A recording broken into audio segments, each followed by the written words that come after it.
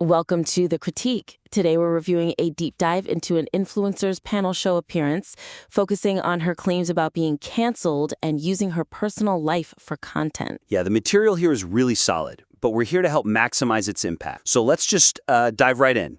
Okay, so The Critique makes a really strong case analyzing how public figures, in this case Gabbie Hanna, handle cancellation, especially with her conflicting claims about being a victim versus taking accountability. And that's exactly where we find our first big opportunity. It's about streamlining the pacing by really minimizing the production narrative. The story about how the video was made? Exactly. The script spends a lot of time on the technicals. You know, the copyright claims, Jubilee rejecting the fair use, the music at the airport, all the reasons they couldn't film. Right. I mean, I get why the creator included that. It shows how much work went into it, the dedication to getting this analysis out, despite all the obstacles. I totally understand the impulse, I do. But the thing is, all that behind-the-scenes talk, it seriously delays what the listener came for. The actual analysis? Yeah, they want to hear about Hanna's statements. By the time we get to her quotes about the lightning bolt of little dumb drama things, we've kind of lost all that initial momentum. It's just a bit distracting. That's a great point about pacing. The listener's time is valuable. So the suggestion is to radically condense that whole production story. Radically. You have to be ruthless. We need to stay focused on the source material. Just get rid of anything that isn't analyzing her words. So what would that look like in practice? Well, one way is to just cut the entire explanation. The Germany trip, the blurred video, all of it. Just say something like, due to some technical issues, we can't show the footage, but we have the transcript, and then boom. Straight into the quotes. Straight in. Or if you feel you absolutely have to explain it, keep it to a single sentence. Like, technical problems forced us to use the transcript, but we won't be silenced in discussing this. Something punchy like that. Perfect. And then you immediately pivot to her words, like her claim that some cancellations are valid, but things were spun. The audience will forgive the lack of footage, but they won't forget a long story about why it's missing. Don't let your own production story get in the way of the critique. That's it. Okay, that makes perfect sense. So let's move on.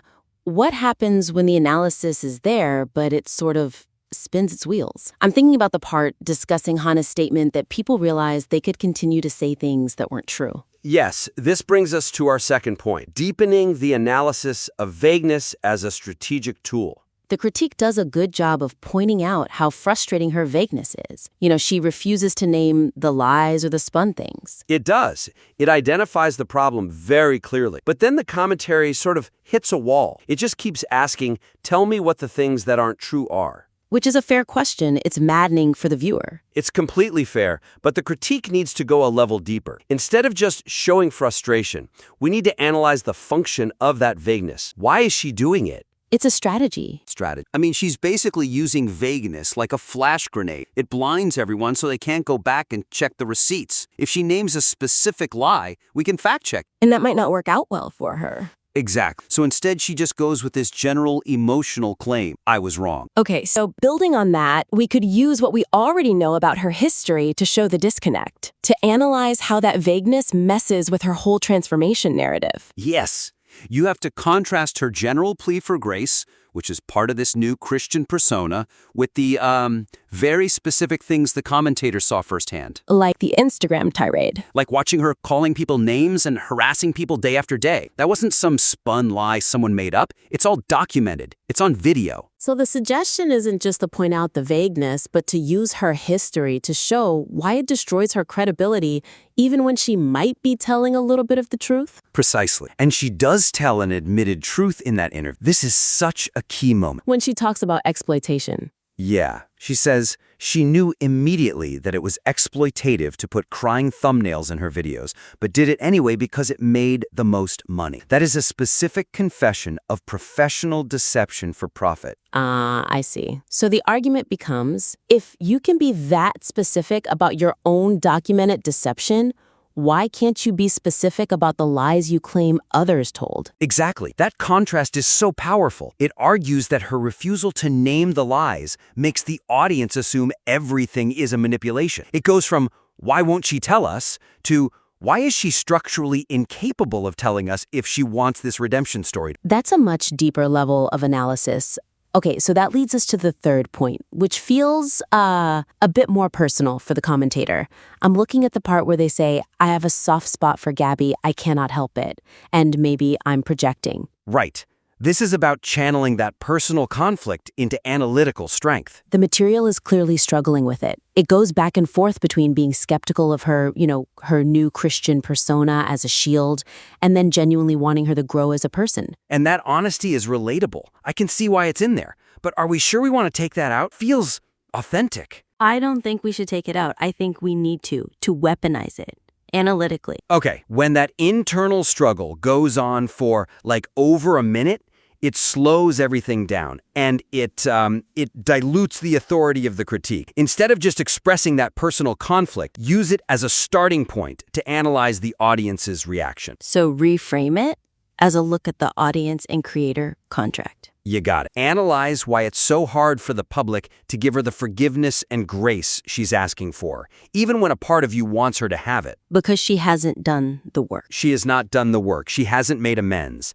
She gives these blanket apologies, but she avoids saying sorry to the specific people she hurt, like Jessie Smiles or the people from her Storytime videos. So when Hanna talks about changing through love, empathy, and compassion, the critique should immediately pivot to the lack of actual reparative work. Yes, the audience isn't just being hateful. They're reacting to an incomplete narrative. Her blanket statement of forgiveness for everything is basically asking people to forgive a debt that she refuses to itemize. It doesn't work. And we can use specific examples to sharpen that point. Absolutely. Use the context of her mental health episode, where she allegedly said she was doing this for attention and it worked. The point isn't her health. It's that her past actions and messaging made it impossible for people to tell the difference between genuine vulnerability and her viciously attacking people. Because she herself told everyone at the time that her actions had nothing to do with her mental health. That's the pivot. The critique shifts from a personal feeling, should I forgive her, to a sharp analysis of how a public figure's actions permanently change how an audience perceives their authenticity. It honors the complicated feeling, but keeps the analysis sharp and authoritative. That really refines the whole piece. So to wrap up, the main theme here seems to be about maximizing impact by tightening the structure and deepening the analysis. Yeah, we really focused on three things. First, just cutting down that long production story at the start to get the pacing right. Right. Get to the point faster. Second, moving beyond just pointing out Hanna's vagueness and actually analyzing it as a strategic PR move. And third, turning that personal, conflicted feeling about her into a really strong analysis of accountability and the audience-creator relationship. And the actionable ideas, like contrasting her admitted exploitation with her refusal to name the lies, that should all help make the final critique even more compelling. We really encourage you to revisit the piece with these lenses. We look forward to seeing the next version of your work. And feel free to submit your materials back to us for another critique once you've had a chance to work on these changes.